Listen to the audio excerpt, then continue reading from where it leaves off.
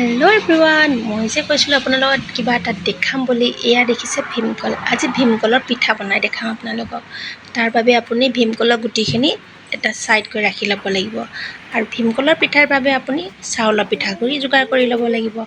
আৰু সেই পিঠাগুড়িখিনি ভীমকলৰ ৰসৰ লগত খুব সুন্দৰকৈ মঠি ল'ব লাগিব, যেনেদৰে আপুনি আটা মঠে। কিন্তু আটাতকৈ অলপ ঢিলা কৰি ৰাখিব লাগিব, যিহেতু মই কলপাতত পিঠা বনাম। আৰু জেঠ মাহত আপুনি কলপাতত হেনো পিঠা খাব লাগে। তো সেয়েহে মই লৈ আহিলোঁ ভীমকলৰ পাত, আৰু এয়া দেখিছে টাৱাত বহাই দিছোঁ। আৰু হাতেদি টেপ টেপ টেপ টেপ এনেকৈ কৰি দিব, যেনেকৈ মোবাইলত টেপ টেপ কৰে, ঠিক তেনেদৰে। আৰু এয়া দেখিছে পিঠা ৰেডি।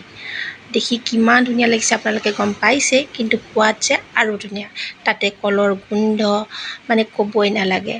তো এয়া মই হ'লে টেষ্ট কৰিলোঁ, আৰু এই সৰু ছোৱালীজনীকো মই টেষ্ট কৰিব দিলোঁ। আমাৰ খুচি হয়, আৰু আমি দুয়োজনীয়ে কৈছোঁ সঁচাকৈ সোৱাদ ভাল আছে, আপোনালোকেও খাব।